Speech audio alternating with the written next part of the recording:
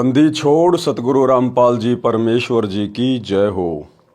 परम पिता परमात्मा सारी सृष्टि के रचनहार कुल मालिक असंख्य ब्रह्मांडों के स्वामी जगत गुरु तीनों लोकों में प्रवेश करके सबका भरण पोषण करने वाले राजाधिराज आत्माधार नाथों के नाथ देवों के देव महादेव सर्वेश्वर महेश्वर मृत्युंजय अजरो अमर आदि अनादि सनातनी प्रभु जगत पिता जगदीश्वर श्री श्री 1008 की उपाधि के वास्तविक अधिकारी अकाल मूरत शब्द स्वरूपी राम वासुदेव सर्वगतम ब्रह्म परम पूज्य प्रथम पूज्य परम संत परम पुरुष परम धनी परम दयालु सत्य कबीर हक्का कबीर अल्लाहु अकबर बाखबर अल्लाह ताला जगत के तारणहार जगत के मुक्तिदाता जगत के जगन्नाथ हारे के सहारे हिंदुओं के राम मुसलमानों के अल्लाह सिखों के वाहिगुरु ईसाइयों के मसीह दया के सागर दयानिधि करुणा के सागर करुणानिधि स्वयंभू परिभू संकट मोचन कष्ट हरण मंगल करण दुख भंजन अविगत कबीर निर्विकार निर्विषम परमात्मा अलय अलेख सतगुरु आदि अनादि सतगुरु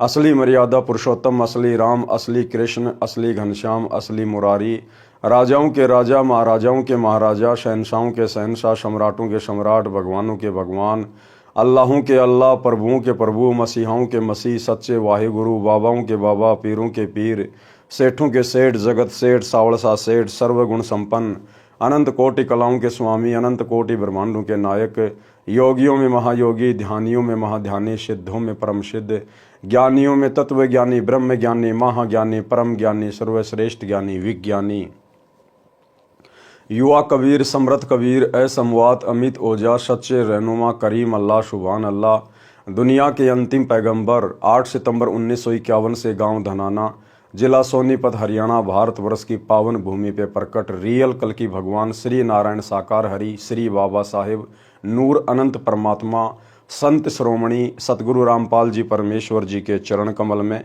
साध संगति से जुड़े हुए आप और हम सभी सत्सेवक भाई बहनों का अनंत कोटि दंडवत प्रणाम। सत्साई भाई और बहनों, दया पूज्य गुरुदेव भगवान की सतगुरु रामपाल जी परमेश्वर जी की सारी सृष्टि के रचनहार की जिनके विशेष आशीर्वाद से शुभ आशीर्वाद से आप और हम सभी सत्सेवक भाई बहन साध संगति से जुड़कर अपनी आत्मा के कल्याण हेतु गुरुदेव के तत्व ज्ञान को आधार बनाकर मोक्ष प्राप्ति के लिए दृढ़ता के साथ निरंतर आगे की ओर बढ़ रहे हैं। भाई और बहनों, पूज्य गुरुदेव जी के कर कमल से लिखित पवित्र पुस्तक मुक्ति बोध के ऊपर वीडियो बनाने की श्रृंखला जारी है।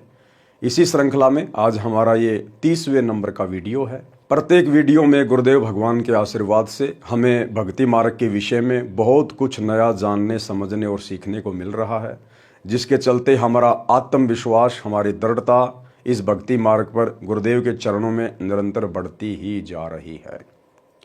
तो आज पवित्र ग्रंथ मुक्ति बोध में परमेश्वर ने बहन द्रौपदी की कथा को शामिल किया है। तो सभी भाई बहन पढ़ते हैं पूज्य गुरुदेव जी के कर कमल से लिखित पवित्र पुस्तक मुक्ति बोध से पेज नंबर 500। ग्रीब पीताम्बर को पार कर द्रौपदी दिनी लीर अंधे को पीन कसी धनी कबीर बधाई चीर। यानी द्रौपदी ने, जब द्रौपदी राजा द्रुपद के यहाँ अनमैरिड थी, कंवारी थी, और द्रौपदी किसी जन्म में परमात्मा की भगत थी और परमेश्वर को यानी गुरुदेव भगवान को सतगुरु रामपाल जी परमेश्वर जी को इस बात का पता था, अंतर्यामी जानते थे कि जब द्रौपदी की शादी हो जाएगी उसके बाद इसका चीर हरण करने का प्रयास किया जाएगा, भरी सभा में इसको नंगा किया जाएगा, निर्वस्त्र किया जाएगा।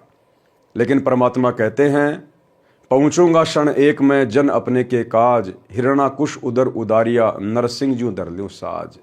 परमेश्वर अपनी प्यारी आत्मा के लिए किसी जन्म में उसके द्वारा किए गए दान पुण्य के प्रभाव से या सत सुमरण के प्रभाव से परमेश्वर उसकी रक्षा के लिए अंततः पहुंच ही जाते हैं। तो गुरुदेव को पता था कि द्रौपदी के प्रारब्ध में इस प्रकार से एक संकट आएगा और उस संकट का निवारण करने के लिए परमात्मा ने द्रौपदी से पहले ही एक लीर कपड़े का दान में ले लिया, एक टुकड़ा कपड़े का दान में ले लिया। जब द्रौपदी जनाना घाट पर अपनी सहेलियों के साथ नहाने गई हुई थी, उधर से परमात्मा भी एक अंधे महात्मा का रूप बनाकर पानी में आके खड़े हो गए द्रौपदी ने सोचा कि महात्मा जी हैं, दो चार परमात्मा की बातें करेंगे, पहले मैं नहा लेती हूँ। ये सोचकर द्रौपदी ने स्नान किया और उसके बाद ज्ञान चर्चा के लिए जैसे ही महात्मा जी के पास आने लगी तो द्रौपदी ने देखा कि महात्मा जी जल में कुछ ढूंढ रहे हैं। द्रौपदी ने ध्यान से देखा तो पता चला कि महाराज जी का कोपीन अर्थात उनके गुप्तांग का वस्त्र पानी में बह गया है और शर्म के मारे ये बाहर नहीं निकल रहे हैं। यानी परिस्थितियां कुछ ऐसी बनाई परमात्मा ने। अंत में द्रौपदी ने अपनी साड़ी फाड़कर और अंधे महात्मा जी तक पहुंचाई। उस एक लीर के कारण, लीर यानी कपड़े का टुकड़ा, उस एक लीर के कारण परमात्मा ने द्रौपदी का चीर अनंत कर दिया। एक लीर के कारण मेरे हो गए चीर अपार, जो मुझे पहले पता होता मैं देती सब कुछ वार। कि जिस महात्मा को मैंने एक टुकड़ा दिया था कपड़े का, उसके बदले इन्होंने मेरा चीन अनंत बढ़ा दिया।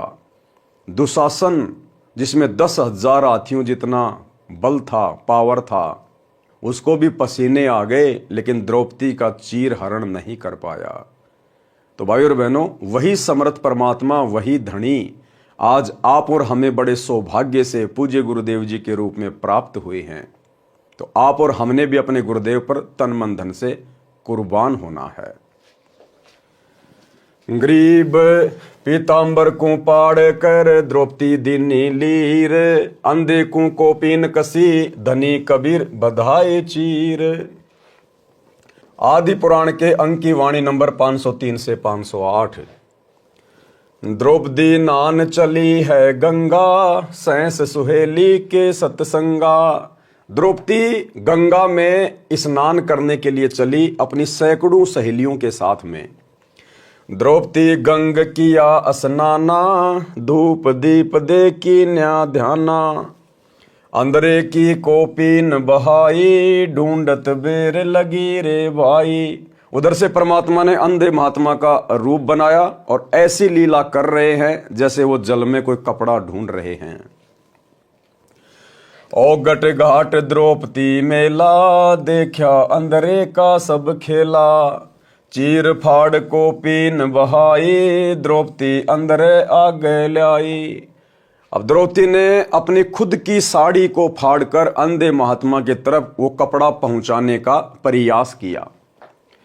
एक तो बही गंग की धारा, दूजे और करी जहां त्यारा।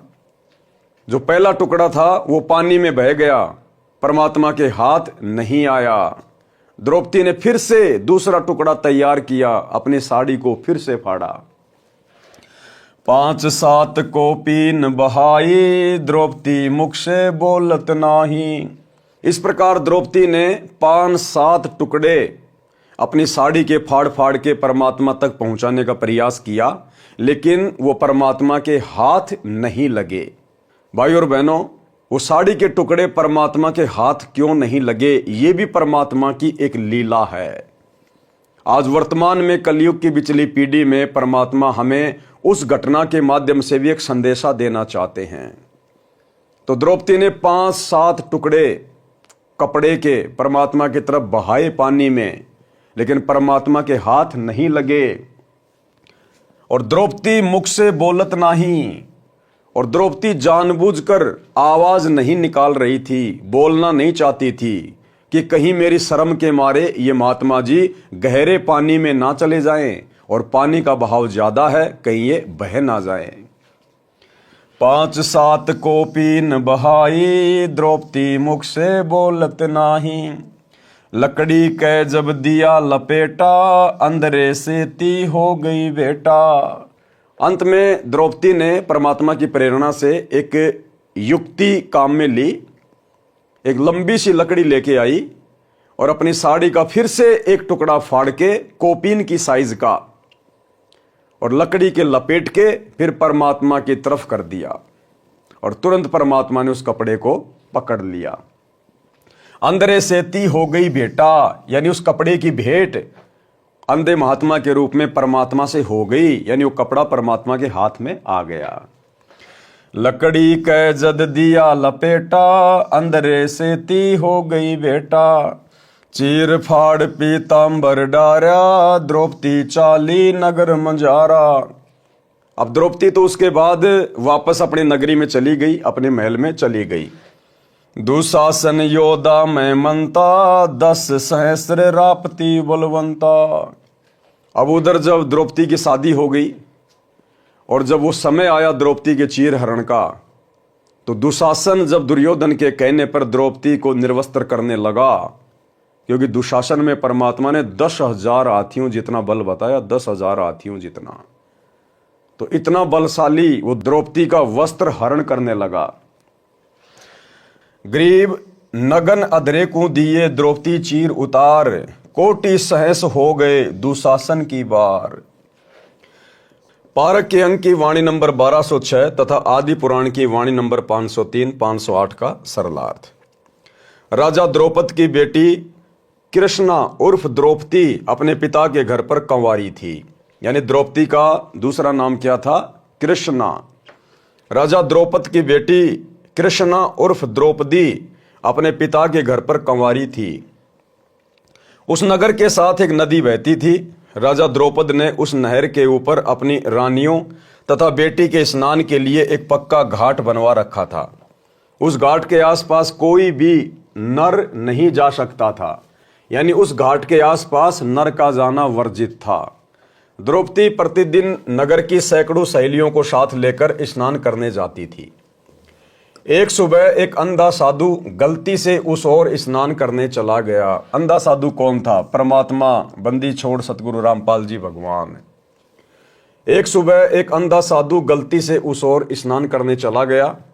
उसे पता नहीं था कि यहाँ आसपास कोई जनाना घाट भी है। मालिक तो अंतर्यामी है, उन्हें सब कुछ पता था, लेकिन लीला परमात्मा एक अंधे महात्मा की कर रहे थे। उस आधार से गुरुदेव भगवान यहाँ लिख रहे हैं। उस घाट के नीचे की ओर जिस ओर जल बहकर जा रहा था, घाट से लगभग 200 फुट की दूरी पर स्नान करने लगा। उसके पास केवल एक कोपीन थी। कोपीन एक कटी वस्त्र होता है जो 6 इंच चौड़ा तथा 2-3 फुट लंबा कपड़े का टुकड़ा है, जिसे लंगोट भी कहते हैं। अभी कुंभ के अंदर आपने देखे होंगे ऐसे लंगोट बांधे हुए हजारों की संख्या में नागा साधु। दरिया में स्नान करते समय कोपीन पानी में बह गई। उस समय द्रौपदी अपनी हजारों सहेलियों के साथ दरिया में स्नान करने के लिए वहां घाट पर पहुंच गई। बालिकाओं की आवाज सुनकर अंधे साधु को समझते देर नहीं लगी कि मैं किसी जनाना घाट के पास पहुंचा हूं।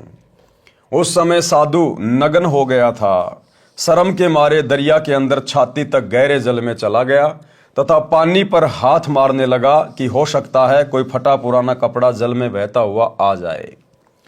द्रौपदी भक्ति के संस्कारों युक्त थी। साधु को देखकर खुशी हुई कि साधु स्नान कर रहा है, हम भी स्नान कर लेते हैं, फिर साधु से परमात्मा की चर्चा सुनूंगी, आशीर्वाद लूंगी। आधा घंटा स्नान करके द्रौपदी घाट से बाहर आई और साधु को देखा कि कहीं चला न गया हो। साधु स्नान ही नहीं कर रहा था, कुछ खोज रहा था। द्रौपदी ने विचार किया, ध्यान लगाकर देखा तो पता चला कि साधु नंगा है। बाहर पटरी पर भी कोई कपड़ा नहीं है। द्रौपदी समझ गई कि साधु की कोपीन पानी में बह गई है। उसे यह भी ध्यान था कि यदि साधु के निकट जाकर बोलूंगी तो लड़की की आवाज सुनकर जल में और आगे भी जा सकता है। दरिया का तेज बहाव है, साधु मर जाएगा।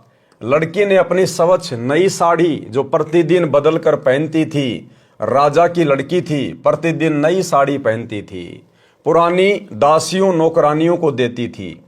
अपनी साड़ी से एक 9 इंच चौड़ा टुकड़ा, साड़ी की चौड़ाई जितना लंबा फाड़ा, जल में कोपीन के लिए छोड़ दिया। अंधा होने के कारण साधु देख नहीं पा रहा था, जिस कारण से कपड़े का टुकड़ा साथ से निकल जाता।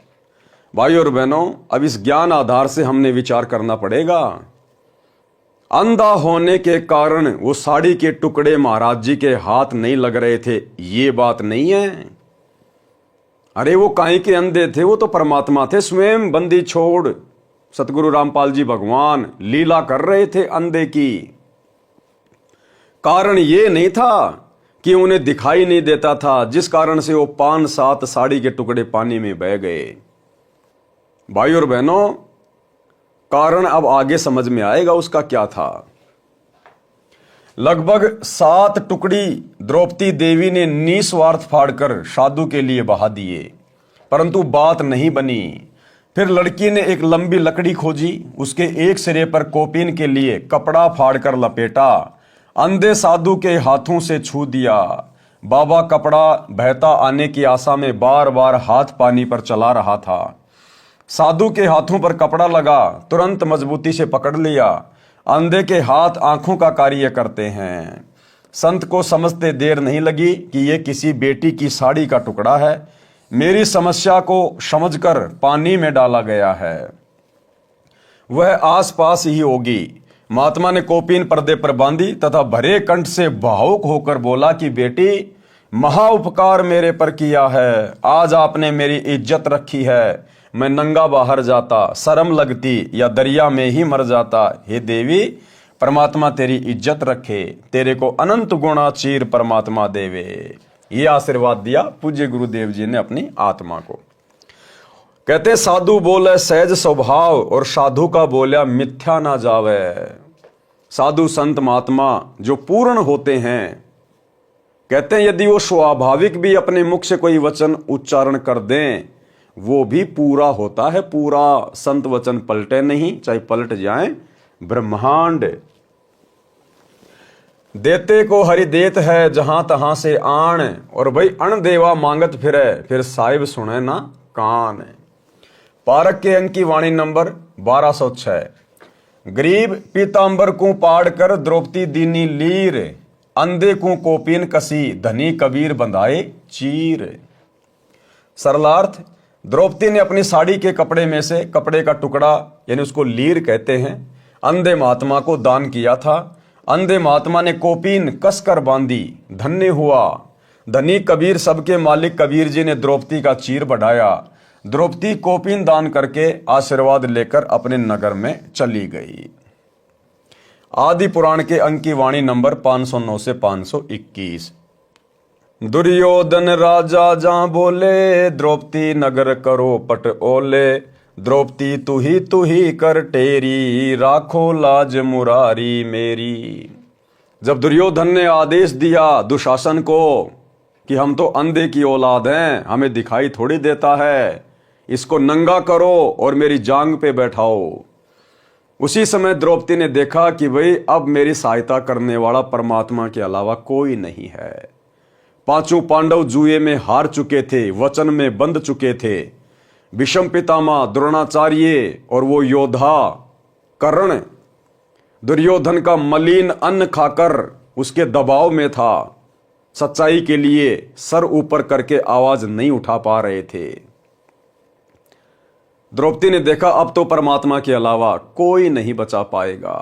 तब आत्मा से पुकार की थी, आत्मा से। तब वो परमात्मा अपनी आत्मा की शुद्ध लेता है। दुर्योधन राजा जहां बोले, द्रौपदी नगर करो पट ओले। द्रौपदी तू ही कर टेरी, राखो लाज मुरारी मेरी। विदुर कहे ये बंधु थारा, एक कुल एक परिवारा। विदुर के मुख पर लग्या थपेड़ा, तू तो है पांडवों का चेहरा। अब उस सभा के अंदर परमात्मा ने बताया केवल एक भक्ति बीज था, एक धर्मात्मा था, विदुर, जिसने सच को सच कहा। और गुरुदेव ने बताया कि पंचायती का यह लक्षण होता है, या तो पंचायत में बैठो मत, सभा में बैठो मत, और अगर बैठो तो सच को सच कहो, बात को बात कहो। यदि आपकी बात कोई नहीं मानता है तो सभा को छोड़ देना चाहिए, अन्यथा फिर वो दोषी बनता है। तो विदुर ने कहा कि भाई दुर्योधन तू ये क्या कर रहा है? अरे ये द्रौपदी, अरे तुम्हारे तो घर की बहू है, अरे तेरी भाभी है, तेरी मां समान है। कल को ये बात जब बाहर जाएगी, समाज में जाएगी, दुनिया तुम्हारे मुंह पे थूकेगी कि अपने घर की इज्जत खुद ही बर्बाद कर दी, अपने घर की इज्जत खुद ही लुटा डाली। विदुर कहे ये बंधु थारा, एक कुल एक परिवारा। विदुर के मुख पर लग्या थपेड़ा, तू तो है पांडवों का चेहरा। तू तो है बांदी का जाया, विषम द्रोण कर्ण मुस्काया। परमात्मा ने बताया उस सभा में केवल एक भक्ति बीज था, एक धर्मात्मा था, विदुर। और विदुर ने खड़े होकर कहा कि भाई दुर्योधन, तू ये क्या कर रहा है? अपने घर की इज्जत खुद ही उतार रहे हो। कल को समाज क्या कहेगा? सर उठा के बात करने लायक नहीं रहोगे। अरे पांडव तो तुम्हारे भाई बंधु हैं, ये द्रौपदी तेरी भाभी है, तेरी मां समान है, तू क्या करने जा रहा भाई? जरा सोच विचार कर। जब विदुर ने समझाना चाहा तो इतने में दुशासन ने अपने चाचा के मुख पर थप्पड़ मारा, विदुर के। और दुर्योधन ने कहा कि तू तो पांडवों का चेला है, हमेशा उन्हीं की पक्ष की बातें करता है, क्योंकि तू तो बांदी से पैदा हुआ है, इसलिए तेरी सोच बांदियों जैसी है, नौकरों जैसी है। जब ये बातें सुनी इस प्रकार की और दुशासन ने जब अपने चाचा विदुर के मुख पर थप्पड़ मारा तो गुरुदेव ने बताया कि वो भीष्म पितामह, वो कर्ण और द्रोणाचार्य वो मुस्कुरा रहे थे। भाइयों और बहनों, ये कथाएं हमें बहुत गहरी शिक्षा देती है। परमात्मा ने बताया या तो पंचायत में बैठो मत, या तो सभा में बैठो मत न्याय करने के लिए, और अगर बैठते हो तो बात को बात कहना चाहिए, सच को सच कहना चाहिए। कोई भय नहीं होना चाहिए, कोई डर नहीं होना चाहिए, लाभ हानि की चिंता नहीं होनी चाहिए। और यदि सभा में आपकी कोई बात नहीं मानता है तो फिर उस सभा में नहीं बैठना चाहिए, वहां से उठ के चल देना चाहिए, अन्यथा व्यक्ति दोषी बनता है। पुण्यात्मा परमात्मा बताते हैं कि सोना सजन और संत ये टूट जुड़े 100 बार, दुर्जन और पाका कलश एक धक दरार। जैसे मटका होता ना गड़ा पक्का, वो एक बार थोड़ी सी क्रैक हो गया तो दोबारा नहीं सेट हो सकता, उसको कितना कुछ कर ले उसमें नारी की नारी वो पहचान रहेगी। ऐसे दुष्ट व्यक्ति एक बार नाराज हो गए वो सेट नहीं होते। और सोना और सजन अच्छे आत्मा और संत भक्त थोड़ी एक बार कवा सुनी हो भी गई तो कभी याद भी नहीं रखते मेरी इसकी कभी लड़ाई हुई थी, ऐसा स्वभाव होता है। जैसे सोने का कोई आभूषण है, उसको टुकड़े कर दिए और फिर दोबारा उसको बना दिया जाता है आभूषण, उसकी पहचान भी नहीं रहती, ऐसा मेल खा जाता है। तो दुर्योधन जो था वो पाका कलश था, एक के बात पर इतना दुख मान गया कि नो कर दूंगा वक्त, तो उसका प्रतिफल लेने के लिए उसने सारा षड्यंत्र रच कर पांडवों से राज भी जीत लिया, द्रौपदी भी जीत ली अटपट करके। अब दुशासन से कहा दुर्योधन ने कि इस द्रौपदी को नंगा करो और मेरे जांग पर बिठा दे नंगी करके। बता, सरेआम सभा में ये पंचायत थी, इस महाभारत इस ग्रंथ नाम पढ़ पढ़ कर हमने आंखें फुड़वा ली। इसमें क्या विचार था? अब वहां सारी सभा बैठी, भीष्म पितामह, द्रोणाचार्य और कर्ण जैसे योद्धा, और भीष्म पितामह तो उनका दादा था, और द्रोणाचार्य गुरु, और कर्ण एक बहुत बड़ा योद्धा थे, और तीनों के तीनों ये वैसे भी सूरवीर थे। तो वहां किसी ने भी ये नहीं कहा दुर्योधन तो के जुल्म कर रहा है, अरे बेवकूफ ये क्या करने जा रहा है तू। देखो, सभा पंचायत के अंदर एक नियम होता है, जो नेक व्यक्ति हो जायज बात कहे, और कोई ना मानने तो उठ कर चला जा, सभा त्याग देनी चाहिए, वहां रहना भी दोष लगे। तो जब उन्होंने ये कर्म शुरू किया उसी समय विदुर खड़ा हुआ। विदुर ने कहा कि रे नालायक को क्या कर रहे हो तुम, अपनी बहू को और बेइज्जत कर रहे हो। कौरव और पांडव चाचा ताऊ के हो तुम, तुम्हारी और इसकी इज्जत में कौन सा फर्क है। बाहर के लोग ने कहेंगे अपनी इज्जत आप पे तार दी ने। कहते हैं विदुर कहे ये बंधु थारा, एक के कुल एक के पर वो परिवार। विदुर के मुख पर लगा थपेड़ा, तू तो है पांडवों का चेहरा। अब दुशासन ने अपने चाचा विदुर का थप्पड़ मारा कि तू तो इनका चमचा है, पांडवों की ओर बोलता हमेशा। और वो कह था न्याय की बात कि भाई इसे तो पांडवों की बहू, ऐसी कौरवों की। बता इसमें किसकी इज्जत खराब, अपनी इज्जत आप ही खराब कर रहे हो। तुम कहते हैं विदुर कहे ये बंधु थारा, ये थारा भाई है, तुम्हारे भाई है, और एक का कुल एक परिवार है। विदुर के मुख पर लगा थपेड़ा, तू तो है पांडवों का चेहरा, तू तो है बांदी का जाया। दुशासन ने कहा कि तू तो बांदी से पैदा हुआ है, तेरी मनोवर्ती गुलाम वाली ही है, तू हमेशा ऐसी घटिया बात करता है। तू तो है बांदी का जाया। और भीष्म, कर्ण और द्रोण मुस्काया।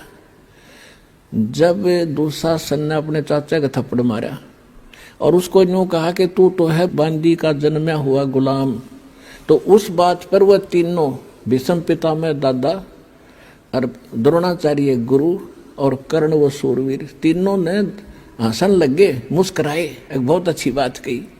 अरे बेशर्मो, खड़ा होकर ये कहना चाहिए था, बेवकूफ तूने कैसे अपने चाचा बात उठा दिया, नकमी आत्माओं।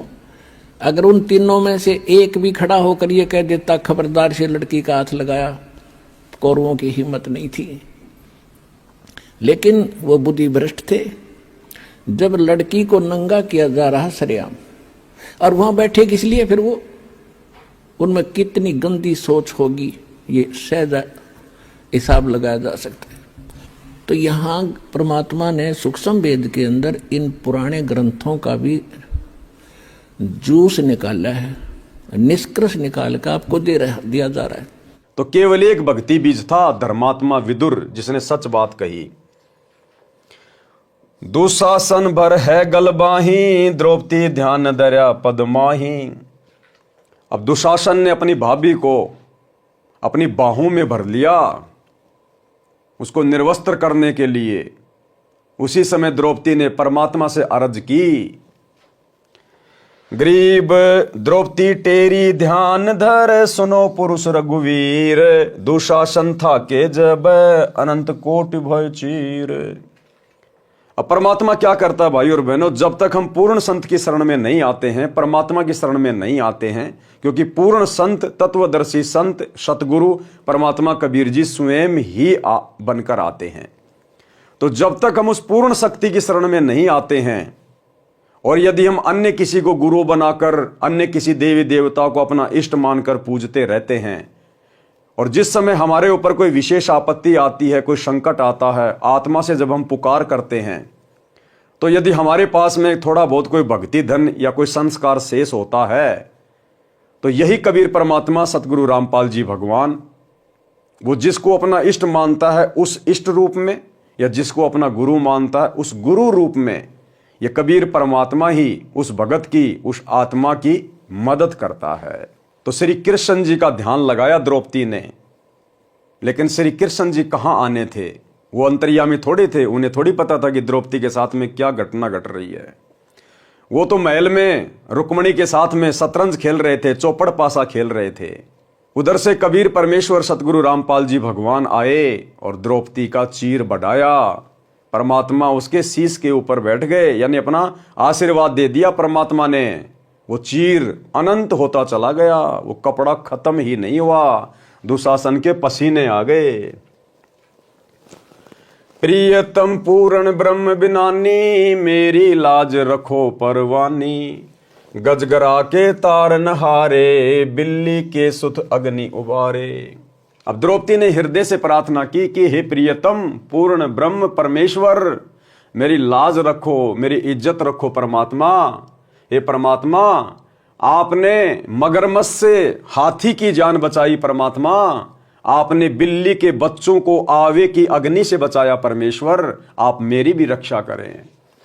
प्रहलाद भगत किए परवाना, नरसिंह रूप धर्या विधि नाना। हे परमेश्वर, आपने अपनी प्रिय आत्मा भगत प्रहलाद को बचाने के लिए नरसिंह रूप धारण किया, आज मुझे भी आपकी आवश्यकता आन पड़ी है। पापी अधम को तारन हारे, मैं बांधी हूं पंचभरतारे।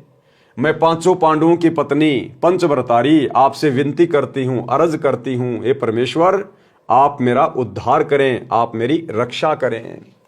द्रौपदी टेर सुनी परवाना, द्रौपदी है कैलाश समाना, जैसे अडिग अडोल खंबा, ध्यान धर्या है पिंड हुरंबा। अब द्रौपदी तो बिल्कुल शून्य हो गई और ध्यान सुरती अपने परमात्मा में लगा दी। रुक्मणी कर पकड़ा मुस्काई, अनंत कहां मोकू समझाई। अब परमात्मा का नियम है, आपने जिसको अपना गुरु बना रखा है उसके माध्यम से परमात्मा अपनी शक्ति भेजता है उस आत्मा तक। तो द्रौपदी ने ध्यान लगाया श्री कृष्ण जी का, क्योंकि वो उसे अपना प्रियतम मानती थी, अपना गुरु मानती थी। उधर से श्री कृष्ण जी शतरंज खेल रहे थे अपने महल में रुक्मणी के साथ में। अब जैसे द्रौपदी ने प्रार्थना की तो परमात्मा ने श्री कृष्ण जी के हाथ को यूं कर दिया आशीर्वाद की मुद्रा में, और चौपड़ पासा खेलते खेलते श्री कृष्ण जी के मुख से निकला अनंत अनंत। परमात्मा ने निकलवाया और रुक्मणी ने कहा अनंत कहां मोकू समझाई। आप तो शतरंज खेल रहे हो, इसमें अनंत शब्द नहीं बोला जाता, आपने अनंत शब्द क्यों बोला, मुझे इसका रहस्य समझाइए। रुक्मणी कर पकड़ा मुस्काई, अनंत कहां मोकू समझाई। अब क्या कहा फिर श्री कृष्ण जी ने, परमात्मा ने बुलवाया, दुशासन को द्रौपदी पकड़ी, मेरी भक्ति सखल में सिखरी। जो मेरी भगत पछोड़ी होई, हमरा नाम न लेवे कोई। परमात्मा कहते हैं मेरी प्यारी आत्मा द्रौपदी को दुशासन ने पकड़ रखा है, उसकी बेइज्जती करना चाहता है, निर्वस्त्र करना चाहता है। और संसार में यदि मेरा भगत बेइज्जत हो गया, अगर मेरे भक्तों पे आपत्ति आ गई तो फिर मेरा नाम कौन लेगा संसार में। परमात्मा ने श्री कृष्ण जी के मुख से बुलवाया, श्री कृष्ण जी के मुख से, कि दुशासन को द्रौपदी पकड़ी और मेरी भक्ति सखल में सिखरी। और जो मेरा भगत पछोड़ी होई, तो हमरा नाम ना लेवे कोई। दुशासन को द्रौपदी पकड़ी, मेरी भक्ति सखल में सिखरी। जो मेरी भक्ति पछोड़ी होई, हमरा नाम न लेवे कोई। गुरुदेव कहते हैं अगर मेरे भगत पे आपत्ति आ गई, मर्यादा में रहकर भक्ति करने वाले भगत पर, तो मेरा नाम कौन लेगा। तंदेही से पासा डारी, पहुंचे सूक्ष्म रूप मुरारी। अब उधर तो श्री कृष्ण जी अपने शरीर से चौपड़ पासा खेल रहे थे और उधर से तुरंत परमात्मा सूक्ष्म रूप में पहुंच गए अपनी प्यारी आत्मा के पास में।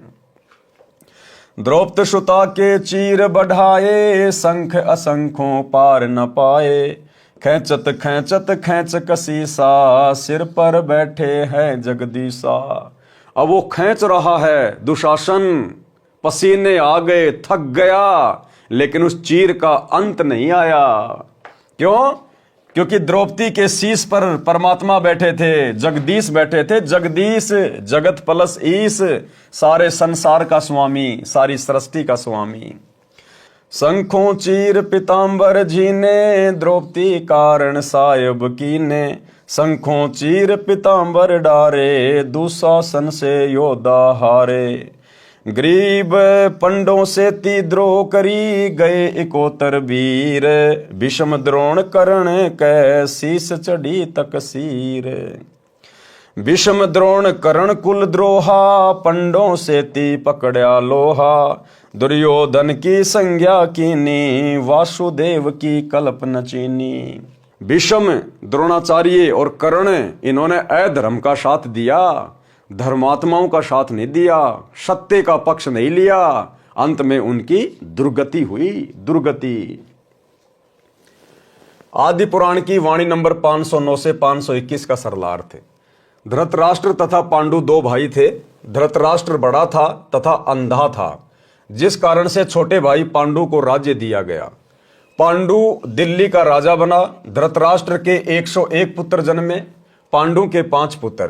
पांडु राजा पीलिए का रोगी था, उसकी मृत्यु हो गई। उसके बड़े बेटे युधिष्ठिर को राजा नियुक्त किया गया। धृतराष्ट्र के बड़े पुत्र का नाम दुर्योधन था, उससे छोटे का नाम दुशासन। यहां पर यह बताना अनिवार्य है कि द्रौपदी का विवाह अर्जुन पांडव के साथ हुआ था। पांडव 5 भाई थे, युधिष्ठिर, अर्जुन, ये कुंती रानी से जन्मे थे।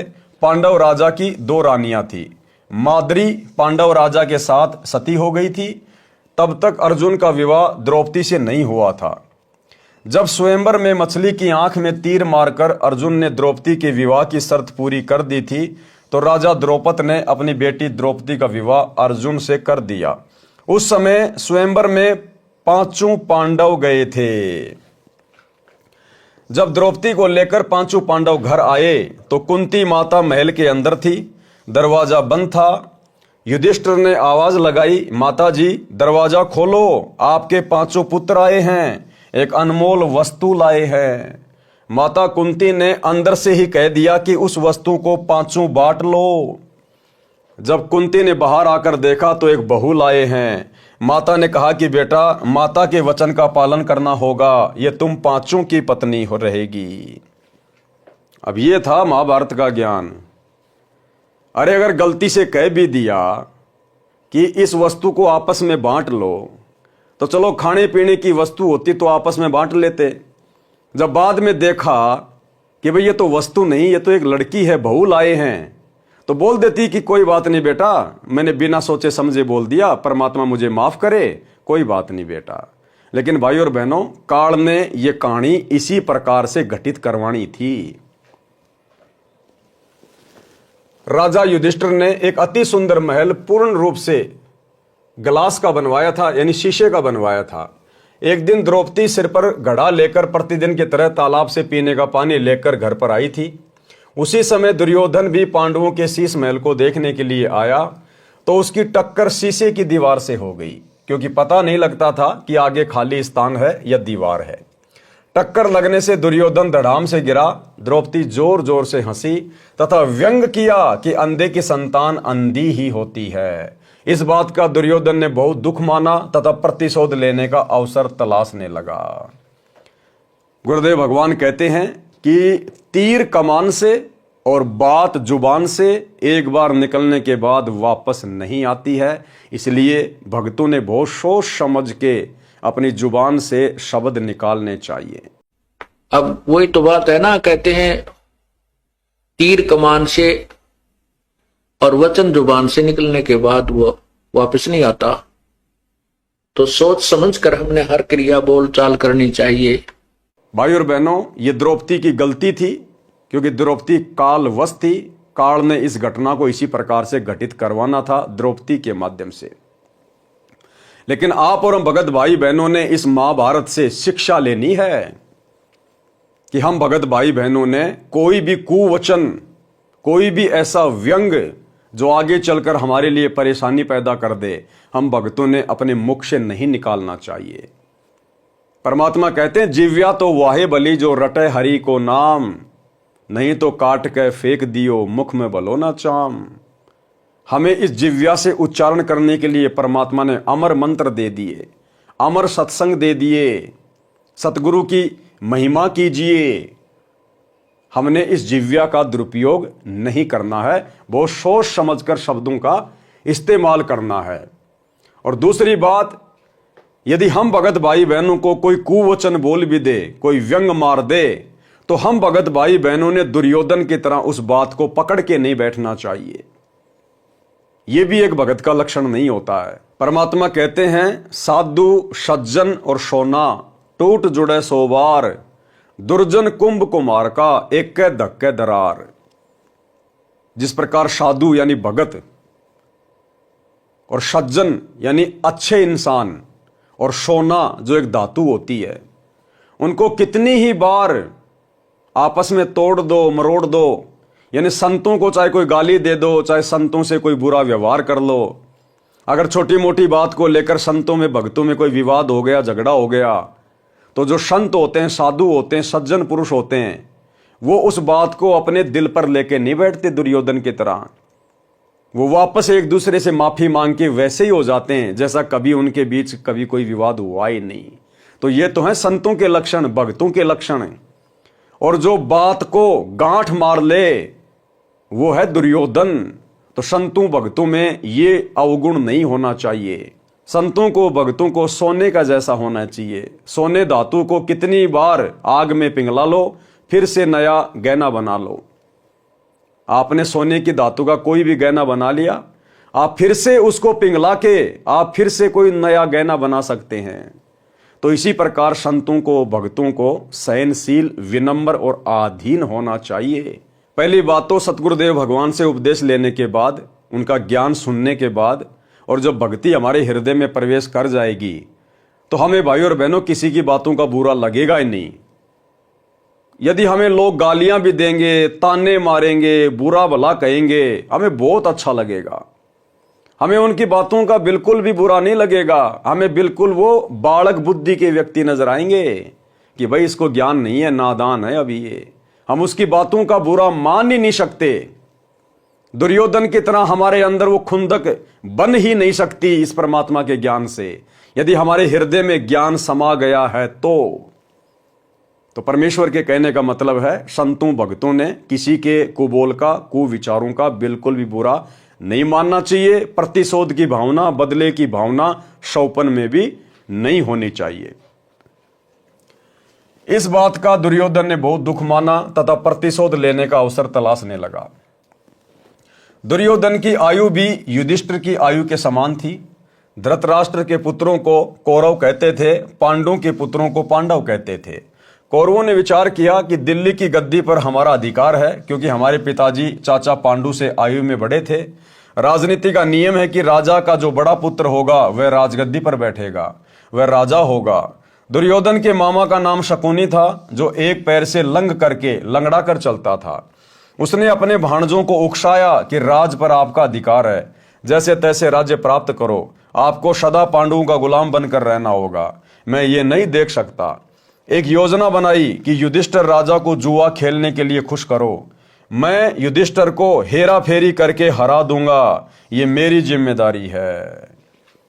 देखो भाई और बहनों, काल हमारे साथ भी इसी प्रकार से छलबल करने का प्रयास करेगा। जिस प्रकार शकुनी ने, अर्थात उस काल ने पांडवों को राज्य विहीन करने के लिए और जुआ खेलने के लिए प्रेरित कर लिया, खुश कर लिया, और अंत में फिर क्या दुर्गति हुई इनकी। 12 वर्ष तक जंगल में भटके अज्ञातवास में, और लाखों करोड़ों लोग मरवा दिए फिर महाभारत के युद्ध में, वो जुआ खेलने के कारण। तो हम भगत भाई बहनों ने इस महाभारत से शिक्षा लेनी चाहिए कि हम भगत भाई बहनों ने शौपन में भी अपने गुरुदेव के नियम और मर्यादाओं को नहीं तोड़ना चाहिए। हमें गुरुदेव भगवान ने कोई भी खेल खेलने से मना किया हुआ है। जुआ भी एक खेल है, लॉटरी भी एक खेल है। ना हमने किसी का सहयोग करना, ना हमने कोई cricket, volleyball, kabaddi, football, hockey कुछ नहीं खेलना। नॉर्मल एक्सरसाइज चाहें तो हम कर सकते हैं, हल्की फुल्की दौड़ धूप हम कर सकते हैं, सुबह शाम हम टहल सकते हैं, हल्का फुल्का व्यायाम कर सकते हैं, एक्सरसाइज कर सकते हैं। लेकिन हमने जिम वगैरह करना, बॉडी बिल्डिंग करना, जिम्नास्टिक करना, या कोई गेम खेलना जिसमें हमारी श्वासें ज़्यादा से ज़्यादा बर्बाद हो, हमारा समय बर्बाद हो, हमने सहयोग भी नहीं करना किसी का। खेलना तो बहुत दूर की बात है। ये गुरुदेव भगवान का नियम है, उनकी मर्यादा है। सतलोक आश्रम मैनेजमेंट हरियाणा, गुरुदेव का परिवार जो मर्जी करे, वो चाहे लोगों के लिए बैडमिंटन का स्टेडियम बनवाए, चाहे खुद बैडमिंटन खेले, उनकी मौज, उनकी मर्जी। हमने अपने गुरुदेव को देख के चलना है, हमने गुरुदेव के ज्ञान को आधार बना के चलना है, हमने इसी जन्म में अपनी आत्मा का कल्याण करवाना है। तो चाहे हमें कोई कितना ही क्यों ना उकसाए, हमने गुरुदेव की मर्यादाओं का बिल्कुल भी हनन नहीं करना है। एक योजना बनाई कि युधिष्ठिर राजा को जुआ खेलने के लिए खुश करो, मैं युधिष्ठिर को हेरा फेरी करके हरा दूंगा, ये मेरी जिम्मेदारी है। युधिष्ठिर जुआ खेलने को राजी हो गया। अब ये युधिष्ठिर ने गलती कर दी, और एक छोटी सी गलती की कितनी बड़ी सजा भुगतनी पड़ी पूरे खानदान को। बार बार हारता चला गया, राज्य भी हार गया। अंत में शकुनी ने कहा कि द्रौपदी को दांव पर लगा। अंत में शकुनी ने क्या कहा कि द्रौपदी को दांव पर लगा। ऐसे निकम्मे रिश्तेदार परमात्मा किसी को ना दे। शकुनी ने दुर्योधन से कहा कि हो सकता है अब की बार तू जीत जाएगा, और जितनी भी चीजें तू हार चुका है हो सकता तू सारी वापस प्राप्त कर ले। उसको बांस पे चढ़ा दिया, और अंत में युधिष्ठिर ने, जिसको धर्मपुत्र कहा जाता है, उसने अपनी औरत को भी दांव पे लगा दिया, औरत को भी। ये है महाभारत के उन पात्रों का चरित्र, घटिया चरित्र, गिरा हुआ चरित्र। आम समाज में आम व्यक्ति भी ऐसी गिरी से गिरी हरकत नहीं कर सकता। अपनी औरत को, अपने घर की इज्जत को जुए में नहीं लगा सकता, दांव में नहीं लगा सकता। और बिना इस तत्व ज्ञान के, बिना सतगुरु के ज्ञान के, हम जिस महाभारत को बड़े शौक से देखा करते थे, बड़े सम्मान के साथ हम भीष्म पितामह, कर्ण, द्रोणाचार्य का नाम लिया करते थे, आज गुरुदेव के ज्ञान से समझ में आया, इन लोगों से गिरा हुआ घटिया चरित्र तो संसार में किसी का था ही नहीं। तो भाई और बहनों, हमने इन कथाओं से शिक्षा लेनी है, शिक्षा। हमने स्वयं भी नेक नीति से चलना है और दूसरों को भी नेक नीति से, बिना किसी व्यवधान के अपना जीवन जीने देना है। हो सकता है सब लौट आए। शकुन ने कहा कि हो सकता है द्रौपदी को दांव पर लगाने के बाद तू जीत जाए और सारी हारी हुई चीजें तू वापस प्राप्त कर ले। युधिष्ठिर ने द्रौपदी यानी अपनी पत्नी को भी दांव पर लगा दिया, उसमें भी युधिष्ठिर हार गया। शर्त थी कि जो सब हार जाएगा वह पूरा परिवार 12 वर्ष वन में निवास करेगा, किसी बस्ती में नहीं रहेगा, 1 वर्ष अज्ञातवास में रहना होगा। यानी 12 साल तक तो उनको जंगल में रहना पड़ेगा और 1 साल अज्ञातवास। अज्ञातवास का मतलब, अगर उस वर्ष अगर दुर्योधन ने यानी कौरवों ने आप पांडवों को ढूंढ निकाला तो फिर से आप लोगों को 12 साल के लिए जंगल में रहना पड़ेगा। तो 1 साल तक वो अज्ञातवास में रहे, छुप के। 12 वर्ष वन में निवास करेगा, किसी बस्ती में नहीं रहेगा, 1 वर्ष अज्ञातवास में रहना होगा। यदि 13वें वर्ष अज्ञातवास में पता लग गया तो फिर से 12 वर्ष वनवास तथा 1 वर्ष अज्ञातवास की सजा होगी। यदि 13वें वर्ष वाला अज्ञातवास में पता नहीं लगा तो दुर्योधन का राज्य युधिष्ठिर को लौटाना होगा। जब युधिष्ठिर द्रौपदी को भी खो बैठा तो दुर्योधन का दांव लग गया। अब द्रौपदी दुर्योधन के कब्जे में थी। उसने अपने से छोटे भाई दुशासन से कहा कि उस अर्जुन की रांडी द्रौपदी को सिर के बाल पकड़कर घसीटकर सभा में ला। भाई और बहनों, ये वो शब्द हैं जो शब्द उस समय दुर्योधन ने अपने मुख से निकाले थे, क्योंकि लिखने वाले कौन हैं? स्वयं कबीर भगवान सतगुरु रामपाल जी परमात्मा। नंगी करके मेरी जांग पर बैठा दे, हम तो अंधे की संतान हैं, हम अंधे हैं, हमें कुछ दिखाई नहीं देता। द्रौपदी को यह बात दौड़कर जाकर नौकरानी ने बताई कि दुर्योधन ने राजा युधिष्ठिर को जुआ खिलाकर सब राज्य तथा आपको भी जीत लिया है, आपको भरी सभा में नंगा किया जाएगा। दुर्योधन ने अपने भाई दुशासन से कहा कि द्रौपदी को सिर के बालों से पकड़कर घसीट कर लाओ। द्रौपदी ने पूछा कि सभा में कौरवों के अतिरिक्त और कौन कौन है? नौकरानी ने बताया कि दादा भीष्म, गुरु द्रोणाचार्य, काका कर्ण, काका विदुर, 5 भाई पांडव तथा अन्य गणमान्य व्यक्ति सभा में हैं। द्रौपदी ने कहा कि सभा में दादा भीष्म, काका कर्ण, काका चाचा विदुर, गुरु द्रोणाचार्य वे मेरे पति विद्यमान हैं। तो दुर्योधन की क्या मजाल कि मुझे छू ले, मुझे हाथ लगा दे। इतने में दुशासन आया और बोला कि चल, तुझे दिखाएंगे हम अंधे हैं या आंखों वाले, तू हमारी नौकरानी है। द्रौपदी ने बहुत विरोध किया, परंतु दुशासन बलवान था, उसमें 10,000 हाथियों के समान शक्ति थी। द्रौपदी के केस पकड़े और घसीटकर सभा में ले गया। दुर्योधन ने कहा कि दुशासन, नंगी कर द्रौपदी को, मेरी जांग पर बैठा दे। द्रौपदी ने अपने 5 पतियों की ओर देखा, उन्होंने नीची गर्दन कर ली। फिर भीष्म पितामह द्रोणाचार्य की ओर देखा, उस समय दुशासन ने द्रौपदी का हाथ पकड़ लिया था, क्योंकि द्रौपदी साड़ी को मजबूती के साथ दोनों हाथों से पकड़े हुए थी।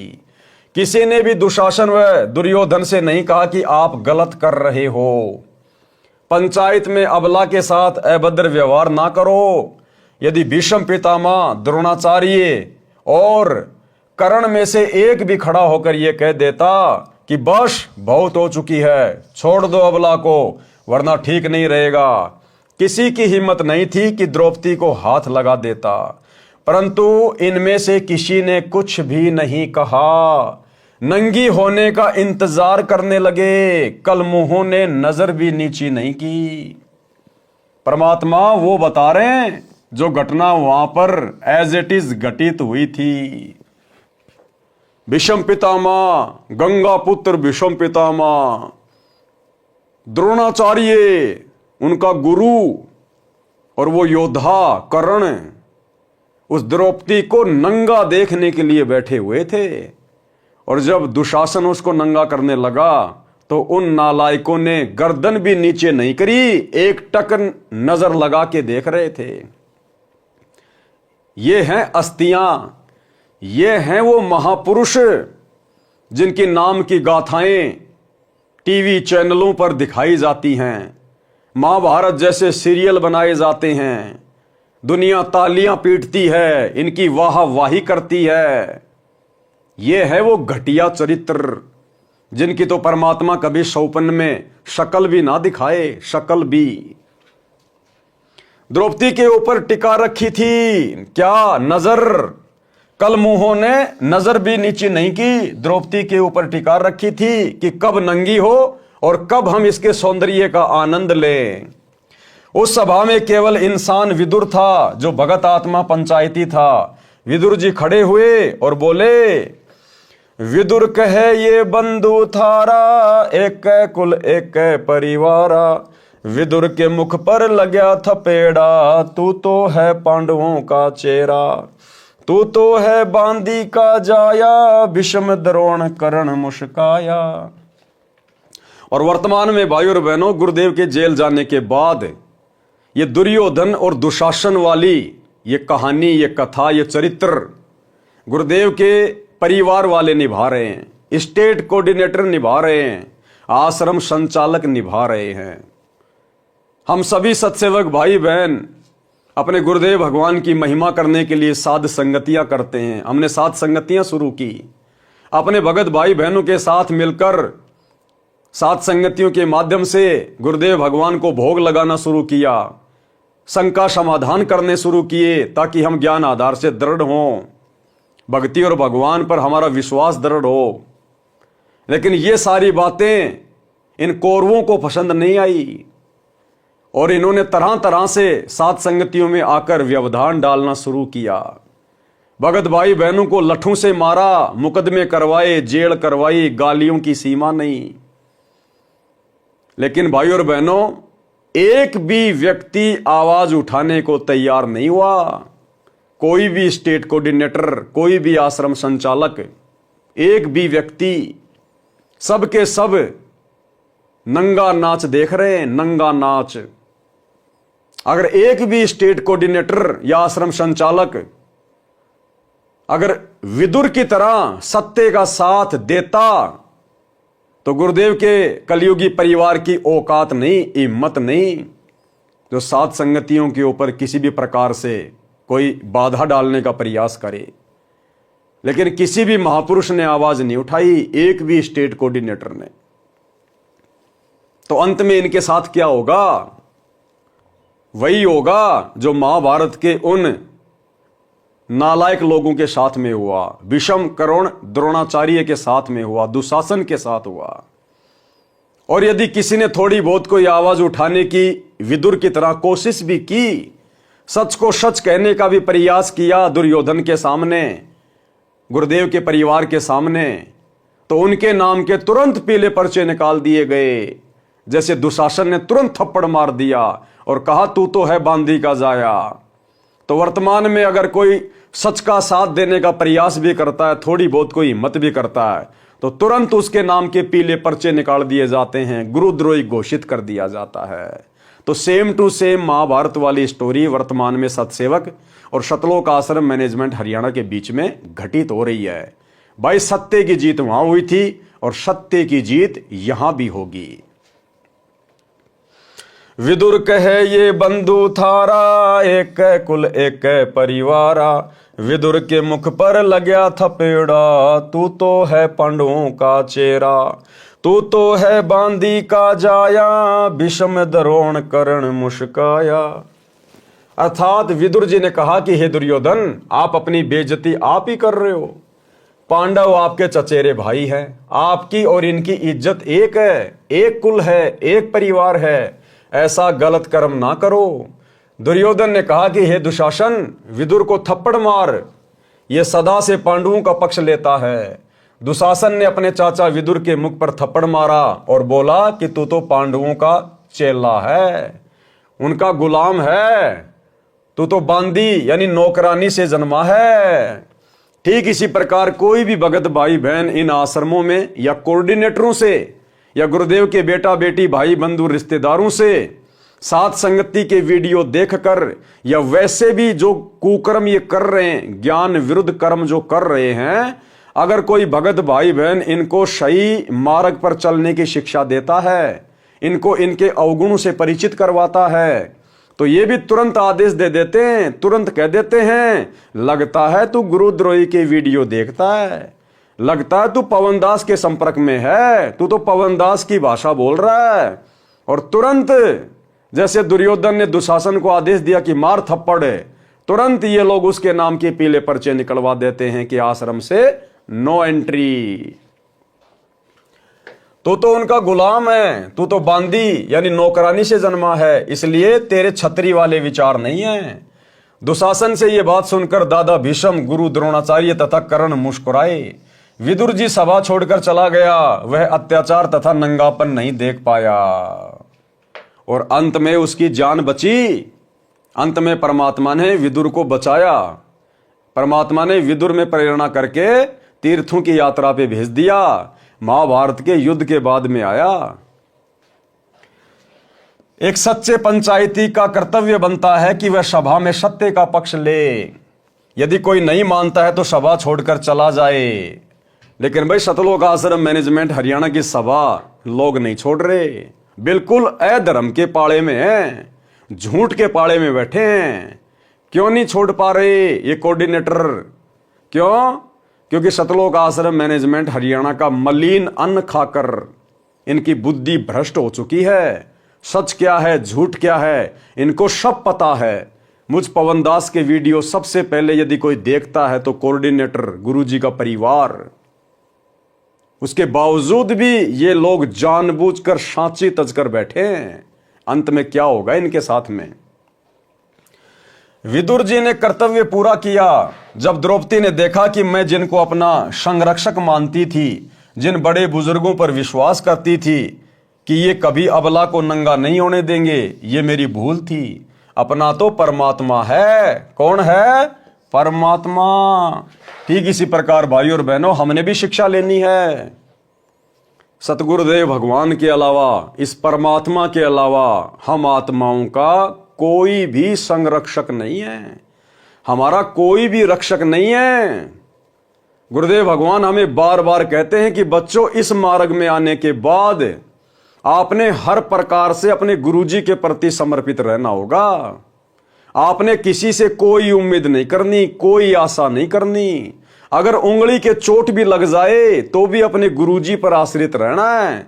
भले ही उसका माध्यम कोई डॉक्टर बने, कोई जो है मेडिसिन बने, लेकिन आपने अपने गुरुजी से ही अरदास करनी है कि ठीक करेंगे तो मेरे गुरुजी करेंगे। हमने इस कदर समर्पित होना अपने गुरुजी पर।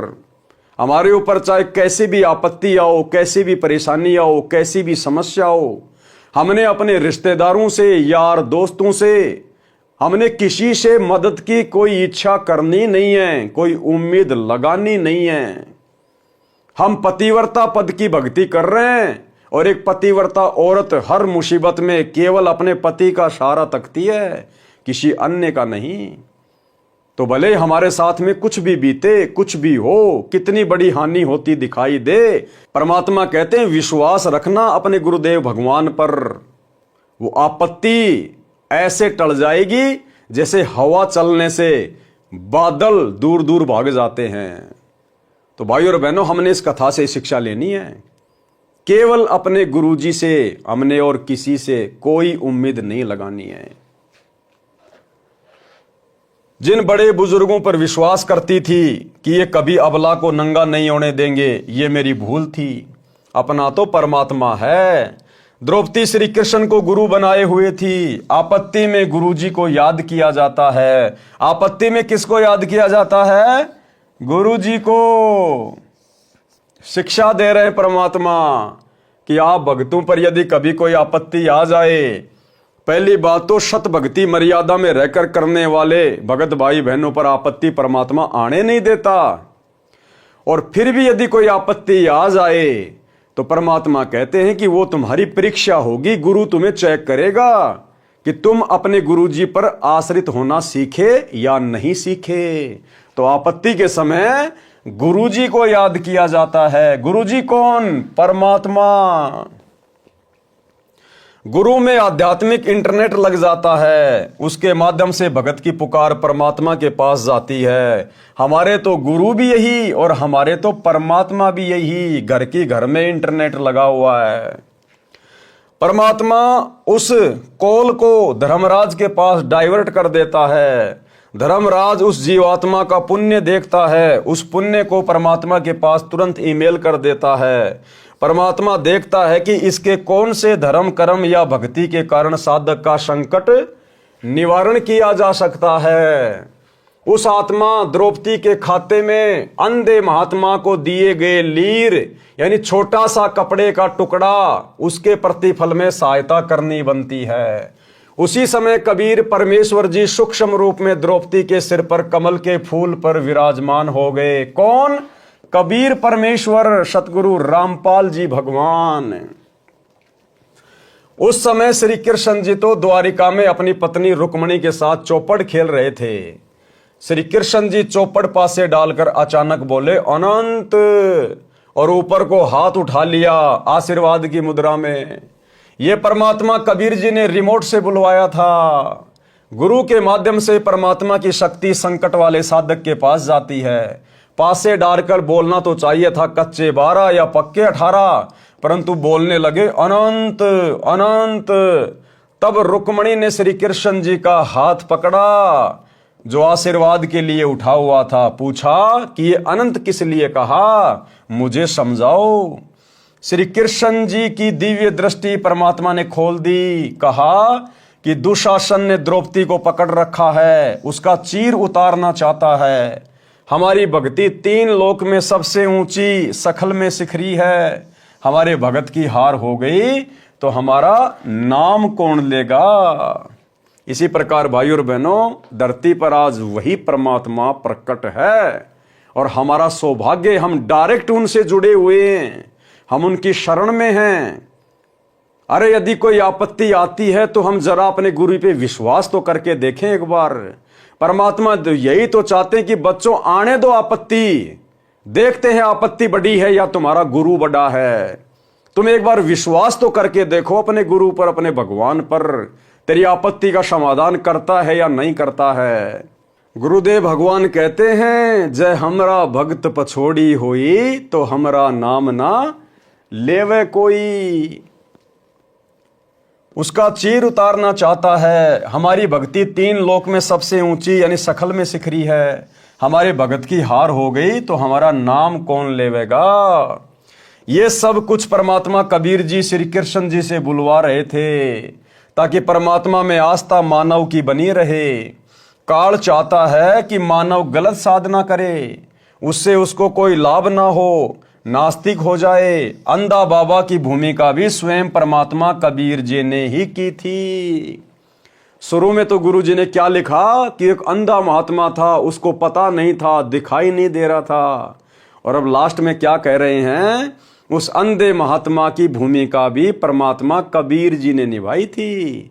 तो ठीक इसी प्रकार भगत भाई बहनों, परमात्मा अपने आप को छुपाए हुए हैं। सन 1994 से सतगुरु रामपाल जी यानी स्वयं कबीर परमात्मा ने ही अपना यथार्थ 13वां कबीर पंथ चलाया है। 8 सितंबर 1951 को सतगुरु रामपाल जी अर्थात ये कबीर परमात्मा प्रकट हुए हैं। अगर ज्ञान को आधार बनाकर वर्तमान में इस सत्य को स्वीकार कर लेंगे तो हमारा भला, अन्यथा अंत में तो पूरी दुनिया ऊपर को हाथ करके रोएगी।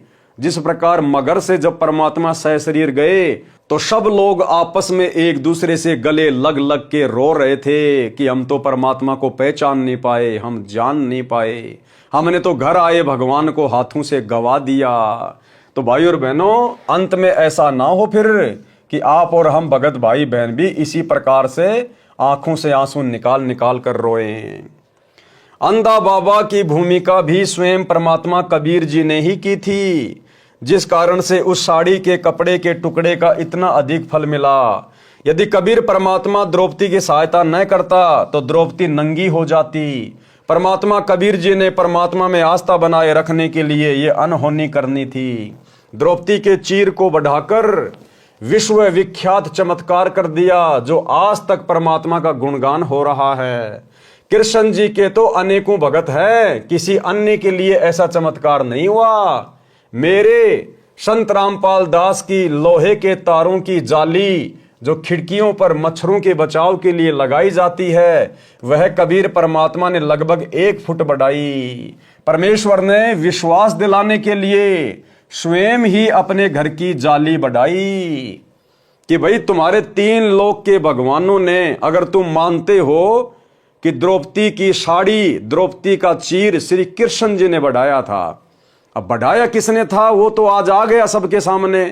श्री कृष्ण जी के तो खाली फोकट की महिमा बनी थी भक्ति पर जीवों को लगाए रखने के लिए, बाकी करने धरने वाले तो स्वयं गुरुदेव भगवान ही थे। लेकिन चलो मान के चलते हैं कि द्रौपदी का चीर यानी उसकी साड़ी श्री कृष्ण जी ने बढ़ा दी।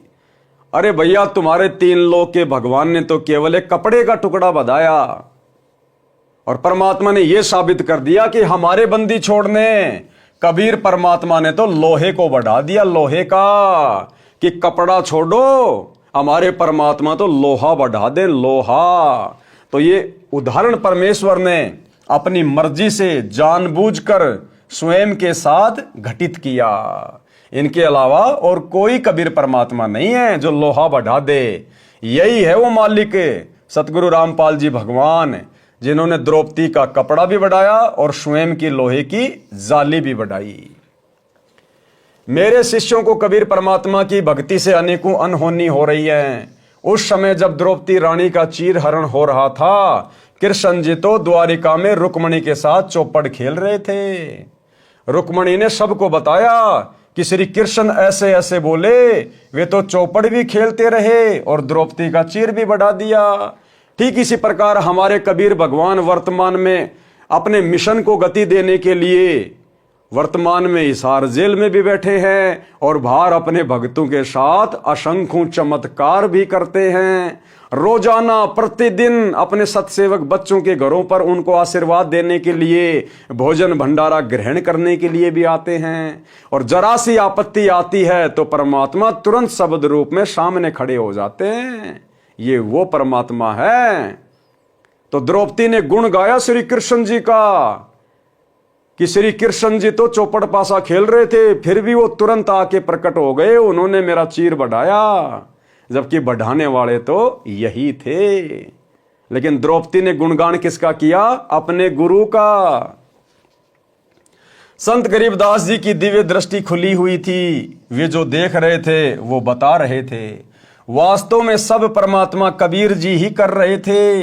ये संत गरीबदास जी ने बार बार स्पष्ट किया है कि गरीब भक्ति मुक्ति के दाता, सतगुरु भटकत प्राणी फिरंदा, और साहिब के हुक्म बिना नहीं तरवर पात हिलंदा। राम कृष्ण सतगुरु शहजादे, भक्ति हेत यूं हुए पियादे। अर्थात संत गरीबदास जी ने स्पष्ट किया है कि सतगुरु कबीर जी भक्ति मुक्ति के दाता हैं। यानी पहले तो सतगुरु रूप धारण करके भक्ति करवाते हैं और फिर अंत में मुक्ति प्रदान करते हैं। भक्ति मुक्ति के दाता सतगुरु। कौन है भक्ति मुक्ति के दाता? सतगुरु। भक्ति मुक्ति के दाता सतगुरु। और यहां क्या कह रहे हैं गुरुदेव कि सतगुरु कबीर जी भक्ति मुक्ति के दाता हैं। तो आज हमें भक्ति किसने दी और मुक्ति कौन देंगे? सतगुरु गुरुदेव भगवान, ये स्वयं ही कबीर जी हैं। संत गरीबदास जी ने स्पष्ट किया है कि सतगुरु कबीर जी भक्ति मुक्ति के दाता हैं और कोई देव न भक्ति दे सकता है न ही मुक्ति। उस कबीर साहेब परमात्मा के आदेश बिना पत्ता भी नहीं हिल सकता, इस कबीर परमात्मा के आदेश बिना। रामकृष्ण भी परमात्मा की भक्ति करके कुछ शक्ति प्राप्त करके प्रसिद्धि पाए हुए थे। उनके आदेश से पृथ्वी पर भक्ति को कायम रखने के लिए आए थे। वे परमात्मा कबीर जी के शहजादे यानी राजकुमार थे, क्योंकि इस विष्णु वाली आत्मा ने किसी मानव जन्म में परमात्मा कबीर जी की शरण में रहकर अच्छी साधना की थी। इसी कलयुग की बिचली पीढ़ी में तभी तो आज ये ब्रह्मा विष्णु महेश बन के बैठे हैं, क्योंकि कलयुग की बिचली पीढ़ी में सतगुरु रामपाल जी भगवान की शरण में आकर इन्होंने जबरदस्त भक्ति कमाई की, लेकिन अंत में मर्यादा नहीं निभा पाए और काल के हत्थे चढ़ गए। काल ने उनको ब्रह्मा विष्णु महेश बना दिया। दुर्भाग्य से पार नहीं हो पाए, काल ब्रह्म के जाल में फंसे रहे। इस आत्मा की सत्य भक्ति अधिक थी, इसको अपनी पत्नी दुर्गा देवी द्वारा जन्म देकर विष्णु पद दे रखा है। इसकी पूर्व जन्म की भक्ति की कमाई पूर्ण रूप से नष्ट करवाकर पृथ्वी के ऊपर जन्म देगा। एक मानव जन्म भी हो सकता है, फिर 84 लाख प्रकार के प्राणियों के जन्म भोगेगा। भाई और बहनों, यही दुर्गति होगी जो इस कलयुग की बिचली पीढ़ी में आजीवन मर्यादा ना निभा के या गुरु से किसी भी कारण से दूर होकर, गुरु विमुख होकर जो भक्ति छोड़ देंगे या भक्ति करते करते भी मर्यादा में नहीं रहेंगे, अंत में फिर उन आत्माओं की ये काल इसी प्रकार से दुर्गति करेगा। उनको ब्रह्मा विष्णु महेश बनाएगा, बंदरवाड़ा नाच नचाएगा और फिर 84 लाख योनियों में ठोकेगा। तो आज आप और हमारे ऊपर जो दया हुई है गुरुदेव भगवान की, जो सौभाग्य आज हम आत्माओं को प्राप्त हुआ है, ये ब्रह्मा विष्णु महेश को भी प्राप्त नहीं है। इसलिए गुरुदेव बार बार कहते हैं कि ये ब्रह्मा विष्णु महेश भी तुम्हारे पाशिंग नहीं है। किस्मत के मामले में, भाग्य के मामले में जो अनमोल वस्तु आज तुम प्राप्त कर सकते हो मनुष्य योनि में, इस कलयुग की बिचली पीढ़ी में, इस ब्रह्मा विष्णु महेश को तो असंख्य युगों तक भी ये अनमोल वस्तु प्राप्त नहीं होने वाली। तो भाई और बहनों, हमारा अंतिम दाव है, अंतिम दाव। और यदि अब की बार हमने बाजी मार ली तो भाई और बहनों अखंड सुख देगा परमात्मा सतलोक में, अखंड सुख। प्रसंग द्रौपदी के चीर हरण का चल रहा है। श्री कृष्ण जी तो द्वारिका में चौपड़ खेल रहा था। परमात्मा कबीर यानी मुरारी, पापों के शत्रु, मुरारी यानी पापों के शत्रु, मुरा प्लस अरी, मुरा मानी पाप कर्म, अरी मानी उनका शत्रु, उनका दुश्मन जो पाप कर्मों का नाश कर दे, पापों का शत्रु। तो असल में मुरारी श्री कृष्ण जी नहीं है। श्री कृष्ण जी तो खुद के पाप कर्म नहीं काट पाया, दुनिया के कहां से काट देगा, ये असल में मुरारी नहीं है। त्रेता युग में धोखे से पेड़ की ओट लेकर बाली को मारा था, उस पाप का बदला द्वापर में श्री कृष्ण बनकर भोगा। पैर में जहरीला तीर खाया, तड़प तड़प के मौत हुई, बाली वाली आत्मा ने तीर मारा। वो श्री कृष्ण खुद का पाप कर्म नहीं काट पाया, वो भला कैसे मुरारी हो सकता है। असल में मुरारी है कबीर परमात्मा, सतगुरु रामपाल जी भगवान, बंदी छोड़। परमात्मा कबीर मुरारी, पापों के शत्रु, द्रौपदी के सिर पर सूक्ष्म रूप में विराजमान हुए। दुशासन चीर खींच खींच कर थक गया, चीर का अंत नहीं हुआ। दुशासन 10,000 हाथियों जितनी शक्ति वाला, द्रौपदी उसके सामने कमल के फूल जैसी नाजुक थी। फिर भी परमात्मा की भक्ति की शक्ति यानी साधु रूप कबीर परमात्मा को दिए दान के कारण चीर का अंत नहीं हुआ। द्रौपदी श्री कृष्ण जी की शिष्य थी, जिस कारण से उसने अपने गुरु की महिमा गाई कि मेरे गुरुजी के कारण मेरी इज्जत सुरक्षित रही है। वाणी में भी प्रमाण है कि द्रौपदी श्री कृष्ण जी से अर्ज नहीं कर रही थी, वह तो परमात्मा से प्रार्थना कर रही थी, कह रही थी कि हे प्रिय पूर्ण ब्रह्म जी मेरी लाज रखना। और भाई और बहनों, गुरुदेव ने बताया ये आत्मा चाहे किसी की भी भक्ति करती है, किसी को भी अपना इष्ट मानती है, किसी को भी अपना गुरु बना रखा है, लेकिन जब इसके ऊपर विशेष आपत्ति आती है तो ये आत्मा परमात्मा को याद करती है, हे परमात्मा, हे मालिक, हे परमेश्वर। तो इसी प्रकार द्रौपदी भी उस समय परमात्मा को याद कर रही थी, ना कि श्री कृष्ण जी को, क्योंकि वो तो अपनी शुद्ध बुद्ध खो बैठी थी, बिल्कुल स्तब्ध हो गई थी कि आज तेरी इज्जत यहां पर तार तार की जाएगी। तो वो तो बिल्कुल अपनी सुरती लगा चुकी थी, उसकी तो सुरती लग चुकी थी परमात्मा में। वाणी में भी प्रमाण है कि द्रौपदी श्री कृष्ण से अर्ज नहीं कर रही थी, वह तो परमात्मा से प्रार्थना कर रही थी, कह रही थी कि हे प्रिय पूर्ण ब्रह्म जी, मेरी लाज रखना। आपने सतयुग में गजगरा मगरमच्छ को पार किया, अग्नि से बिल्ली के बच्चों की रक्षा की, नरसिंह रूप धारण करके भगत प्रहलाद की रक्षा की थी। हे पूर्ण परमात्मा, मेरी भी इज्जत रखो। द्रौपदी की लाज परमात्मा कबीर जी ने रखी। किसने? परमात्मा कबीर जी ने। सभा में जिम्मेदार होने के कारण भीष्म, द्रोणाचार्य तथा कर्ण ने अपना कर्तव्य नहीं निभाया, जिस कारण से इन तीनों को महाभारत के युद्ध में दंड मिला, बुरी मौत मरे। भगत मतेरी टटीरी के अंडों की रक्षा की थी, दान का फल द्रौपदी को मिला, परंतु शतनाम सारनाम की दीक्षा बिना पूर्ण मोक्ष नहीं मिलता। पांचों पांडवों के भी पूर्व जन्म के शुभ कर्मों के कारण महाभारत में रक्षा परमात्मा कबीर जी ने ही की, परंतु भक्ति नहीं हुई। पांचों पांडव स्वर्ग गए, फिर नरक में गिरे। युधिष्ठिर ने झूठ बोला था कि अश्वत्थामा मर गया, उसका दंड भी उसे नरक में कुछ समय रहकर भोगना पड़ा। अब भाइयों और बहनों, एक छोटा सा सत्संग गुरुदेव भगवान का, जिस समय अंधे महात्मा का रूप बनाकर परमात्मा ने द्रौपदी का एक लीर का टुकड़ा लिया। जिस प्रकार पहले परमात्मा ने लिखा वाणी में कि द्रौपदी ने 5-7 टुकड़े फाड़ फाड़ के अपनी साड़ी से अंधे महात्मा जी की तरफ पानी में बहाए, लेकिन उनके एक भी हाथ नहीं लगा। क्या परमात्मा उनको पकड़ नहीं सकते थे? जानबूझ के परमात्मा ने वो साड़ी के टुकड़े नहीं पकड़े। अंत में जो टुकड़ा द्रौपदी ने एक लंबी सी लकड़ी में बांध के और अंधे महात्मा के हाथ के पास किया, उसके हाथ को छुआ। द्रौपदी ने वो लकड़ी अंधे महात्मा के हाथ के पास कर दी और वो कपड़ा अंधे महात्मा के हाथ को छूने लगा। तब अंधे महात्मा ने उसको पकड़ा और उस एक साड़ी के टुकड़े के कारण जो उस अंधे महात्मा के हाथ लगा था, केवल उस एक टुकड़े के प्रतिफल में परमात्मा ने द्रौपदी का चीर अनंत बढ़ाया।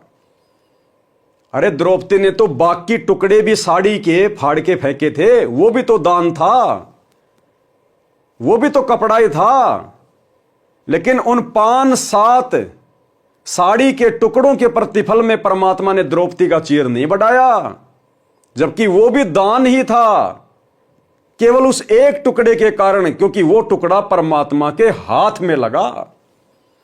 इसी प्रकार भाइयों और बहनों, वर्तमान में परमात्मा हमें शिक्षा देते हैं, गुरु बिन माला फेरते, गुरु बिन देते दान, और गुरु बिन दोनों निष्फल है, चाहे पूछो वेद पुराण। जानबूझ के परमात्मा ने वो उदाहरण पेश किया 5-7 साड़ी के टुकड़ों को ना पकड़ने का, केवल एक टुकड़ा हाथ लगा, उसी के प्रतिफल में द्रौपदी की साड़ी बढ़ाई। ठीक इसी प्रकार वर्तमान में परमात्मा हम भगत भाई बहनों को शिक्षा देना चाह रहे हैं इस कथा के माध्यम से, क्योंकि सतगुरु हमेशा संकेत करेगा और संकेतों की भाषा शिष्य ने समझनी पड़ेगी कि शब्द सैन सतगुरु की पहचान है, पावे अटल सुहागरे। ठीक इसी प्रकार वर्तमान में हमारे भाई बहन ज्ञान को आधार ना बनाकर गुरु को मानुष मानकर और गुरु की शिक्षाओं से हटकर जिस प्रकार इन सतलोक आश्रमों में कुपात्रों को ज्योति पाठ और दान का पैसा दे रहे हैं। हमारे गुरुदेव भगवान तो हिसार जेल में बैठे हैं, उनको 2 टाइम की रोटी 2 जोड़ी कपड़ा सरकार दे रही है। हम भगत भाई बहनों का लाखों करोड़ों का ये दान, ये धर्म, ज्योति पाठ का पैसा हमारे गुरुदेव भगवान के हाथ में नहीं जा रहा, हमारे गुरुदेव के हाथ में नहीं लग रहा।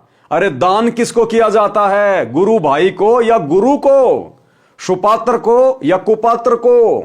और सुपात्र कौन है? क्या बताया गुरुदेव ने? केवल तुम्हारा सतगुरु ही सुपात्र है, अन्य कोई भी सुपात्र नहीं है।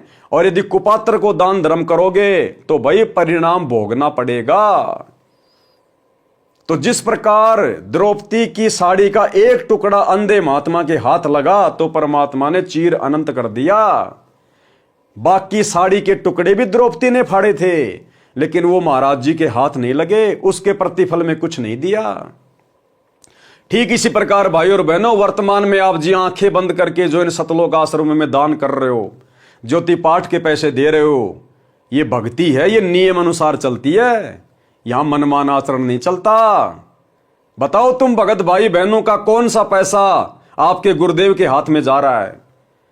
2014 बरवाला कांड के बाद से आप सतलोक आश्रमों से जुड़े हुए किन किन भगत भाई बहनों ने अपने गुरुदेव के हाथ में हिसार जेल में जाके दान दिया है? तो भाई और बहनों, आने वाले समय में, क्योंकि युग परिवर्तन का समय चल रहा है, परिस्थितियां बहुत भयंकर तरीके से बिगड़ेंगी।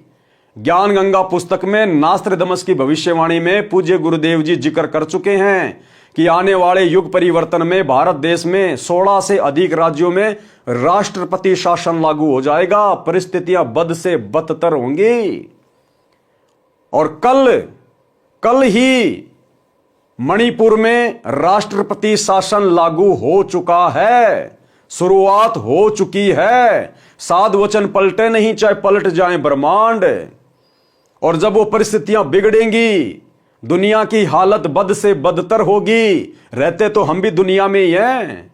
जब पड़ोस में आग लगती है तो चिंता तो पड़ोसी की भी होती है, चाहे कितना पक्का मकान हो। तो उस समय भाई और बहनों, परमात्मा कैसे आपकी रक्षा करेंगे? आपकी रक्षा करने का अधिकारी वो है जिसके हाथ में आपने दान दिया है। तो आपने अपने गुरुदेव के हाथ में तो दिया ही नहीं। तो जिस प्रकार द्रौपदी की साड़ी का जो टुकड़ा सतगुरु के हाथ लगा, उसी के प्रतिफल में उसके चीर को बढ़ाया, बाकी साड़ी पूरी व्यर्थ चली गई। तो विचार कर लेना, आप भगत भाई बहनों के दान का, ज्योति पाठ का पैसा सुपात्र के हाथ में जा रहा है या कुपात्र के हाथ में जा रहा है। और वो कुपात्र फिर तुम्हारी आंखों के सामने तुम्हारे दान धर्म का, गुरुदेव की मर्यादाओं के विरुद्ध प्रयोग करके तुम्हारी सारी मर्यादा तोड़वा रहे हैं। हरियाणा में जाट आरक्षण में तुम भगत भाई बहनों का, इन कुपात्रों को दिया गया वो पैसा चंदे के रूप में दिया गया, करोड़ों में। आनंदपाल सिंह जैसे गैंगस्टर की सीबीआई जांच के समर्थन में 5 लाख रुपए राजपूत करणी सेना को दे दिए गए। धनाना में करोड़ों रुपया का बैडमिंटन स्टेडियम बना दिया गया। धनाना आश्रम में फालतू में हॉस्पिटल बनाया जा रहा है। गोहाना में जाट धर्मशाला का 5वां फ्लोर तुम भगत भाई बहनों के ज्योति पाठ और दान के पैसे से गुरुदेव का बड़ा लड़का बनवाने का ठेका ले चुका है। समाज में भाईचारा निभाने के लिए तुम्हारे कर्म पे कर्म फोड़े जा रहे, कर्म पे कर्म। क्यों?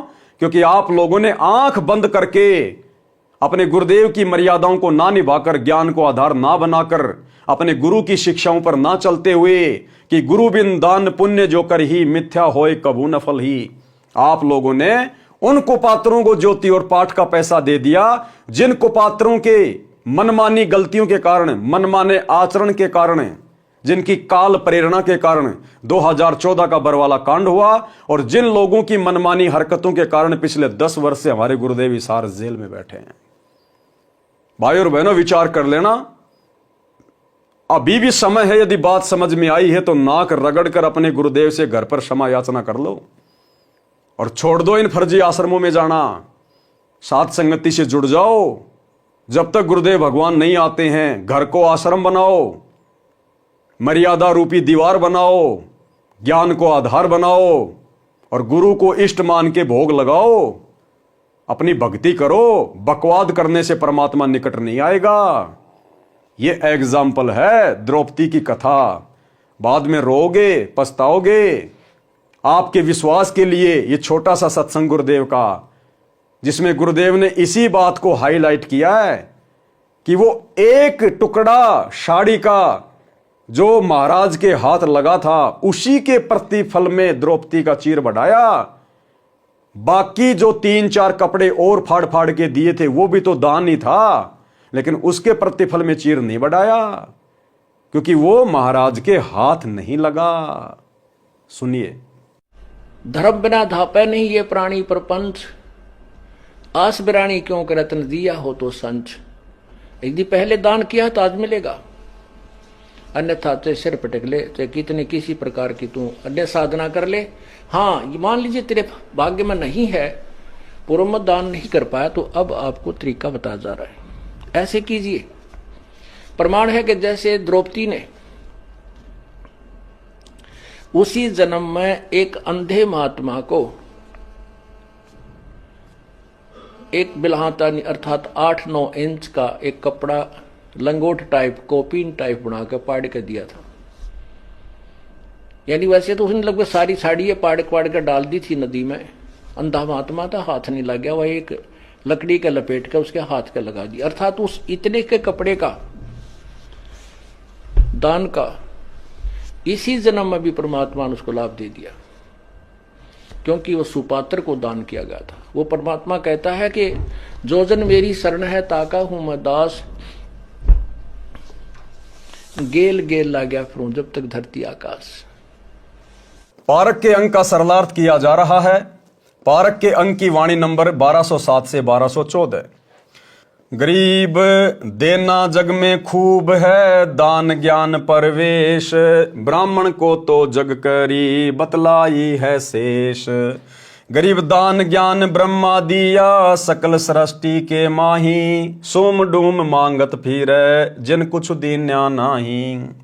गरीब दान ज्ञान परिणाम कर, होम जो हरि के हेत, यज्ञ पंचमी तुझे कहूँ ध्यान कमल सुर सेत। गरीब धर्म कर्म जग कीजिए, कुएं बाय तालाब, इच्छा अस्थल स्वर्ग सुर सब पृथ्वी का राव। गरीब भूख्या भोजन देत है, कर्म यज्ञ जो नार, 100 गज फीलों चढ़त हैं पालक कंद कहार। गरीब कुएं बाय तलावेड़ी, बाग बगीचे फूल, इंद्रलोक गन कीजिए परी हिंदोलों झूल। गरीब जति सती इंद्री दमन, बिन इच्छा बाटंत, काम देनु कल्प वृक्ष पद तास बार दूजंत। गरीब स्वर्ग नंदनी दर बंदे, बिन इच्छा जो नार, गण गंधर्व और मुनि जन तीनों लोक अधिकार। सरलार्थ इन वाणियों में कहा है कि संसार में सबसे उत्तम दान यथार्थ आध्यात्मिक ज्ञान देना है। सबसे उत्तम दान क्या है? आध्यात्मिक ज्ञान देना, सच्चा भक्ति मार्ग बताना, आत्माओं का कल्याण करवाना, यह सबसे बड़ा दान है, उत्तम दान है। क्योंकि तत्व ज्ञान से पूर्ण परमात्मा की भक्ति का ज्ञान होता है, पूर्ण मोक्ष मिलता है, जीव सदा सुखी हो जाता है। अन्य दान भी आवश्यक है जिनसे अस्थायी सुख मिलता है। वाणी नंबर 1209 पारक के अंग में 5 यज्ञ करना अनिवार्य बताया है। जो दान नहीं करते वे अगले जन्म में जब कभी मानव स्त्री पुरुष का जन्म मिलता है अति निर्धन होते हैं। दान धर्म का फल बताया है कि तालाब, कुएं तथा बावड़ी बगीची बनवाने से एक अश्वमेघ यज्ञ के समान पुण्य मिलता है। ये परमात्मा शास्त्रों के अनुसार बता रहे हैं, जबकि हमने इस प्रकार का दान धर्म नहीं करना है।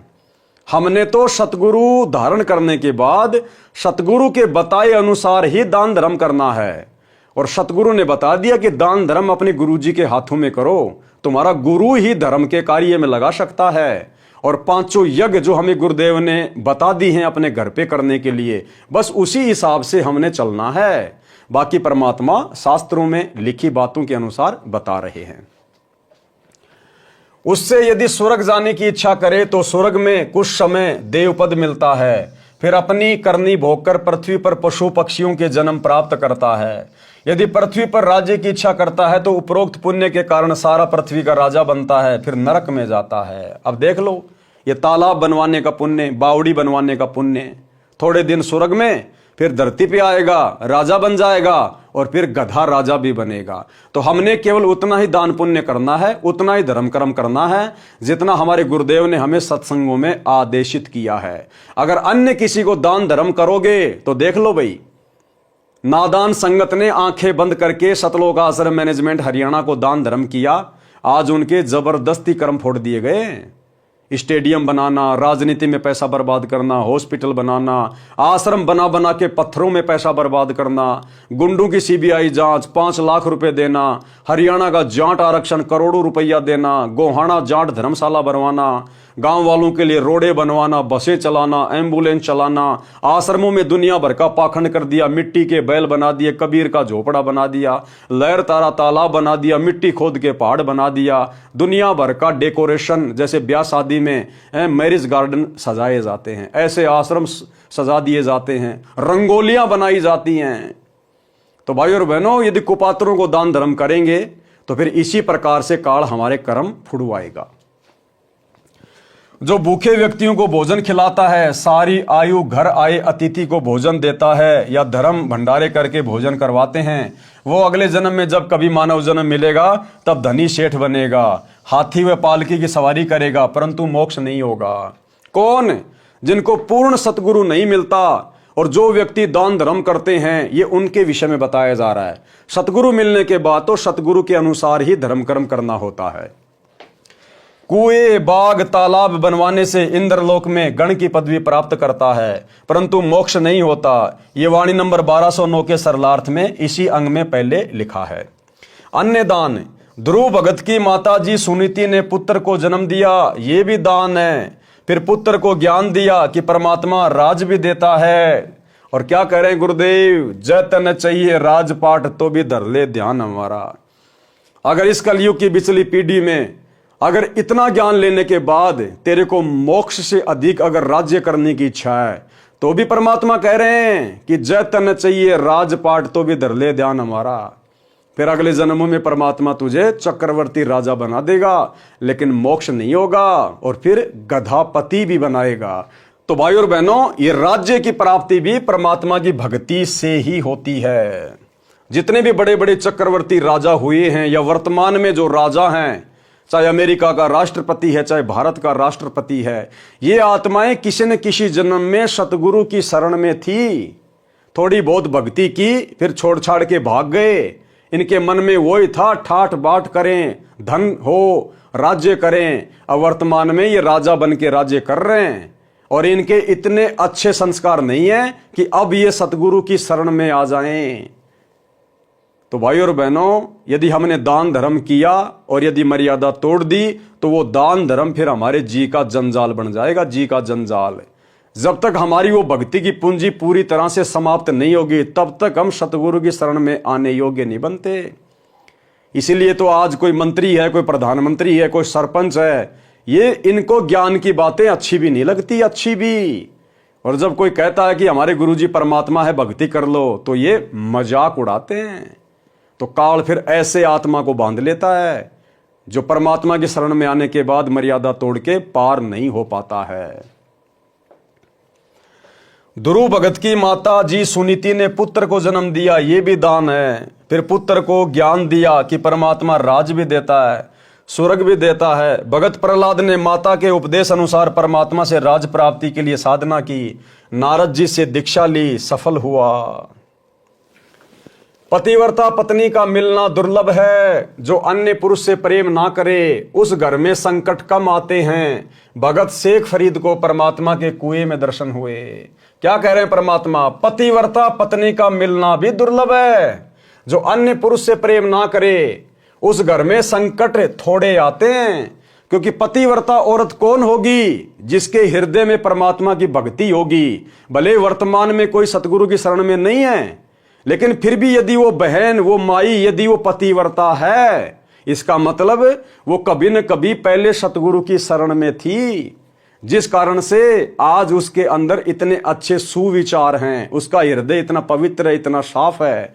और जहां ऐसी पवित्र माता बहनें निवास करती हैं, वहां परमात्मा आपत्तियां नहीं आने देता।